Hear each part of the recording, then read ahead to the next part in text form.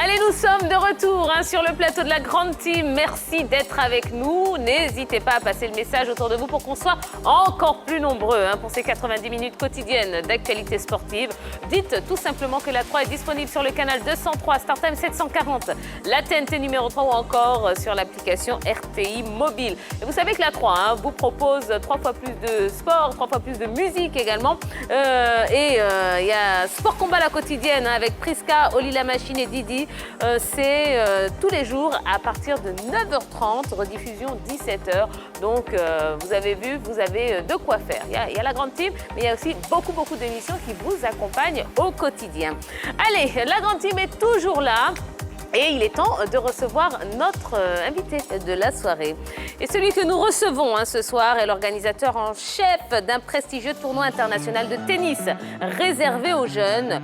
Boniface Papanouveau, directeur d'Abidjan ITF World Tennis Tour, est l'invité de la Grande Team.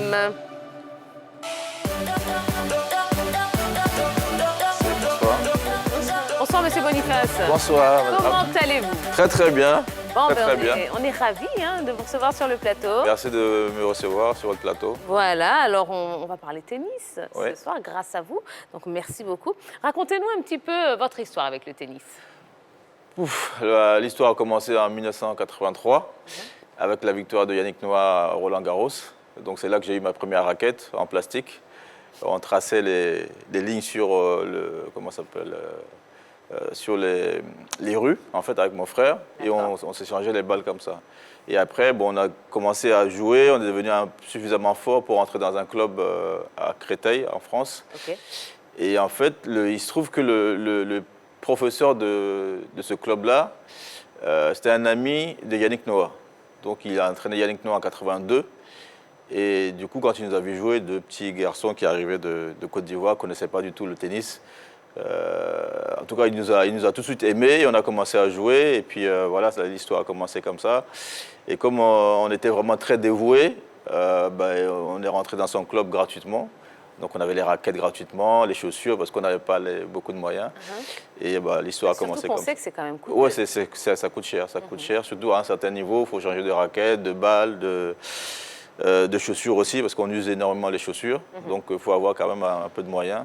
Et on a eu cette chance justement de rencontrer ce monsieur, Yves Victor, vraiment un homme formidable. Et la passion du tennis est arrivée avec ce monsieur-là. D'accord. Alors, forcément, une histoire qui commence, j'ai envie de dire, grâce à la victoire de Yannick Noah. L'avez-vous rencontré au cours de Oui, on a eu la chance justement de le rencontrer, parce qu'on est rentré dans le club. Et quand il a gagné, 2 ou 3 ans après, il est venu au club justement pour remercier ce fameux coach, Yves Victor.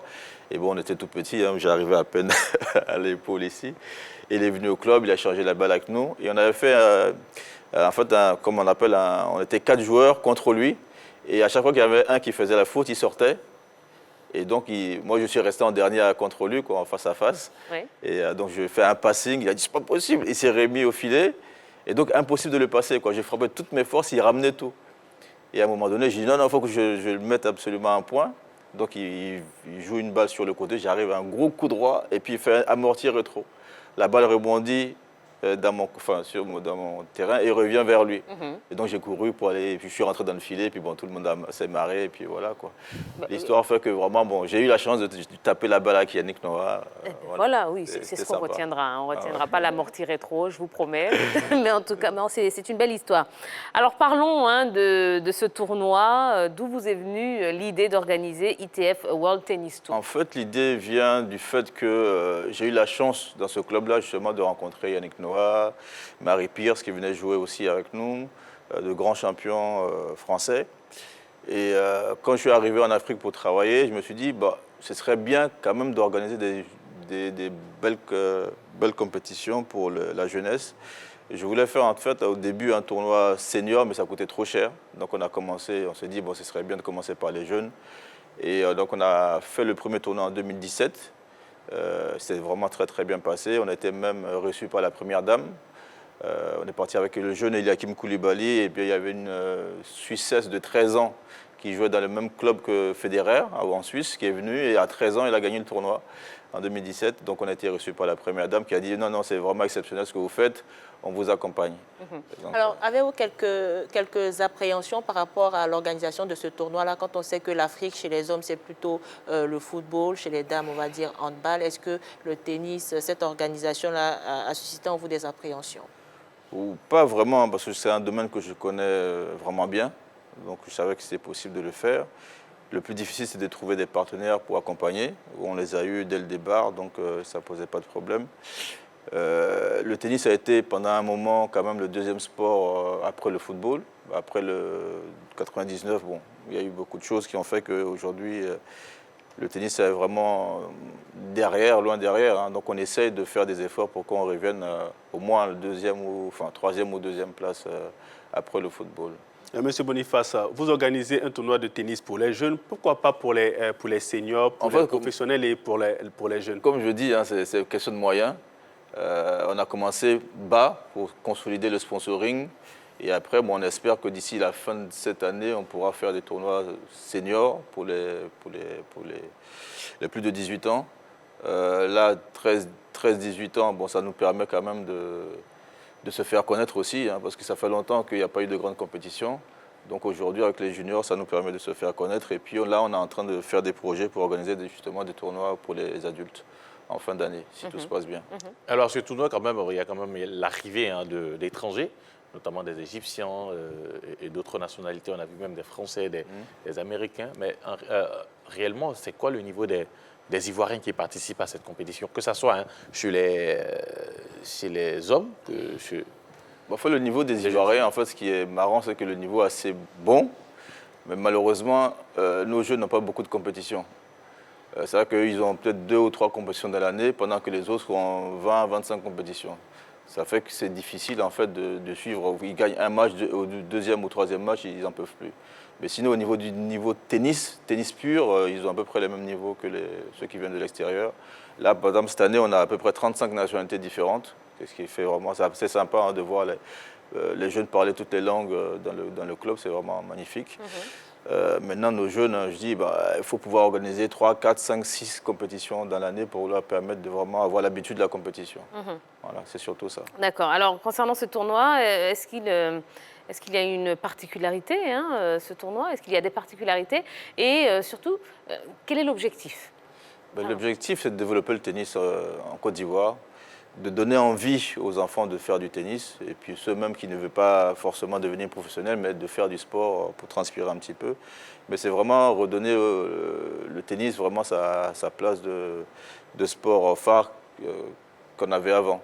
Voilà. Et donc aussi permettre à nos jeunes de se frotter aux internationaux qui viennent pour pouvoir vraiment gagner des points ATP, enfin ITF et gravir l'échelon mondial. On voit par exemple le jeune Eliakim Koulibaly, notre meilleur joueur qui aujourd'hui a 18 ans, qui joue à l'Académie Mouratoglou en France. Que nous avons reçu ici il y a quelques mois. Voilà.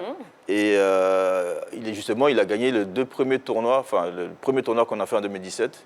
Sur 4 tournois, il en a gagné 3. Donc 2 simples, un double, et il a perdu le deuxième double en finale.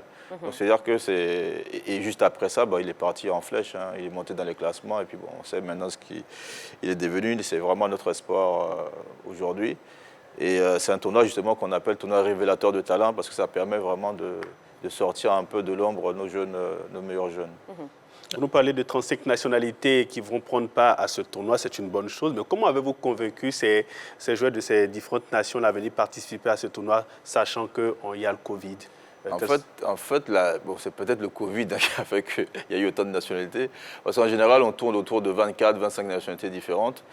Et avec le Covid, les Européens ou les Américains ne peuvent pas jouer. C'est-à-dire qu'ils s'entraînent, mais il n'y a pas de compétition. Donc du coup, là où ils peuvent grappiller quelques points, c'est en Afrique. Parce que là, il y a eu le tournoi au Sénégal, au Ghana et puis la Côte d'Ivoire.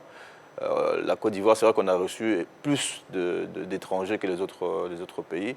Mais c'est peut-être la destination Côte d'Ivoire qui plaît aux gens, ou c'est peut-être au niveau de l'organisation il y a eu des retours assez positifs de ceux qui sont venus jouer, des Français notamment. Et je pense c'est peut-être l'organisation plus le fait que la Côte d'Ivoire attire beaucoup de personnes. D'accord. Alors, le tournoi a commencé depuis quelques jours. Est-ce que vous pouvez nous faire le point de cette édition, qui est la 4e édition? La 4e édition. Alors, la spécificité cette année, c'est qu'en fait, c'est 2 tournois qui se suivent. Donc, il y a un tournoi qu'on appelle le tournoi grade 5, qui a commencé donc le 20 et qui s'est fini dimanche dernier, le dimanche 25, avec la victoire des jeunes Allemands, Stanzer Max. En fait, il est le numéro 1 junior des moins de 16 ans chez lui en Allemagne. Donc c'est la première fois qu'il gagne des points ITF et il est parti des qualifications jusqu'à la finale. Chez les filles, c'est une Béninoise qui a gagné, hein, 15 ans qui a gagné. Elle est au centre du Maroc, centre ITF du Maroc. Elle avait gagné les 2 tournois du Sénégal et puis elle vient gagner en Côte d'Ivoire ici, donc vraiment assez forte. Et le deuxième tournoi, en fait, c'est un tournoi qui est un peu au-dessus, qui s'appelle grade 4. Où on gagne plus de points. C'est tout simplement la différence. Hein. Par exemple, le vainqueur du tournoi grade 5 gagne 30 points ITF, alors que le vainqueur du tournoi grade 4 gagne 60 points, le double. C'est vraiment la grosse différence. Et les points sont très importants parce qu'un point peut faire la différence. Voilà. Absolument. Alors, la grande team était sur les cours et nous avons interrogé quelques participants à ce tournoi. Du coup, je suis venu ici pour plus voir comment ça joue. Puisque j'ai été blessé pendant 1 an au genou sans jouer. En plus de la pandémie qu'il y a eu, c'était très compliqué de venir faire des matchs. Du coup, c'était une belle opportunité quoi pour venir jouer. Du coup voilà. Je remercie tous ceux qui ont fait en sorte que ça a pu jouer, puisque c'est vrai qu'en France ou même ailleurs, il n'y a pas de match, il n'y a rien du tout, tout est à sec. Du coup, voilà, c'est une belle opportunité de venir jouer, quoi. Eh ben, c'est vachement agréable de pouvoir jouer malgré le Covid. Donc, je remercie déjà M. Papanouveau et M. Ouattara pour l'organisation du tournoi, qui est quand même, malgré certains manques d'infrastructures, quand même un des meilleurs tournois ITF en Afrique. Donc, ça fait vraiment plaisir d'être là. Les conditions sont idéales. Il fait chaud, il fait bon, les terrains sont bien, il y a du public, les gens sont sympas. Donc pour l'instant, c'est vraiment un super tournoi, vachement agréable, à qui ça fait beaucoup de plaisir de participer. Je suis totalement fier de participer et ça va me permettre d'abord de progresser, de rencontrer de nouveaux adversaires et faire mûrir mon jeu et de gagner des points et avoir un bon classement national. Je suis très contente de participer à ce tournoi parce que ça me fait progresser et puis gagner des points aussi. Bon, ben, en tout cas, ils ont l'air tous très contents d'être à Abidjan et justement de pouvoir jouer, puisqu'apparemment, ça a l'air compliqué. C'est compliqué. C'est compliqué de jouer en Europe, hein, c'est vraiment difficile. Il y a 2 jeunes qui sont venus du Canada, impossible de s'entraîner. Même s'entraîner, tout simplement, c'est difficile. Donc, pouvoir arriver en Côte d'Ivoire, jouer au soleil, profiter du temps, c'est magnifique pour eux. Il y en a même qui disent que ça va être difficile de retourner. Alors, vous savez quoi, Monsieur Papanouveau? On a essayé d'inscrire Yellow pour participer à ce tournoi, mais on n'a pas pu. Donc, comment ces jeunes ont gagné le droit de participer au tournoi? En fait, c'est tout simplement, ils s'inscrivent sur Internet, sur le site de l'ITF. Et prenez les notes, Yellow, pour l'année prochaine. Ils s'inscrivent sur le site Internet de l'ITF, la Fédération internationale de tennis. Et en fonction de leur classement, ils sont acceptés ou non dans le tableau. D'accord. On n'a pas de classement. Là. Il y a quand même des invitations, puisque souvent à des tournois, quand vous n'êtes pas qualifié, souvent les organisateurs vous invitent. Voilà, on a droit à 4 invitations par tournoi pour les tableaux finaux. Et voilà, c'est par rapport, par exemple, le jeune Allemand, on l'a invité à venir, sinon il ne serait pas venu, parce qu'il n'avait pas de points ITF, donc s'il vient, il va jouer les qualifs, etc. Donc on lui a donné l'invitation pour le grade 4 et une qualification pour le premier, donc c'est pour ça qu'il a pu venir. Et ceux qui n'ont pas de points, parce qu'il y a les jeunes espoirs qui vraiment ont du potentiel, bon, on les aide un peu avec les invitations, effectivement. Alors, Monsieur Papanouveau, quels sont les champions que votre tournoi a pu révéler? Eliakim déjà, c'était une grande fierté de le voir commencer là. Je me rappelle, en finale, il s'essuyait avec son t-shirt. Oui, parce qu'il n'avait pas de serviette. Voilà.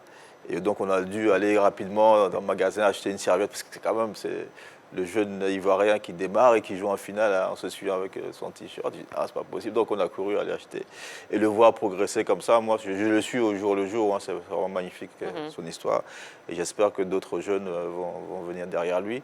Après, il y a la jeune Jade, comme je dis, la Suissesse. Oui. Elle était blessée aussi, donc je ne sais pas exactement où elle en est, mais elle a beaucoup progressé. Puis là, il y a eu un stop là, mais bon, j'espère que ça va repartir.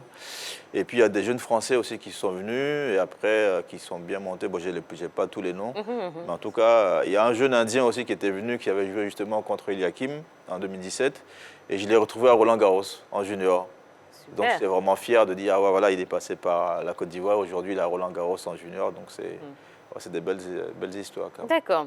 Bon, je sais que vous avez une question à poser à notre invité, mais je vous laisserai le privilège de la dernière question, d'accord? D'accord. Avant cela, Monsieur Papanouveau, on a parlé tennis, c'est bien, mais dans cette émission, on s'amuse un petit peu Ah bon? avec notre invité. D'accord. Et on va vous proposer une déconnade avec notre Jojo.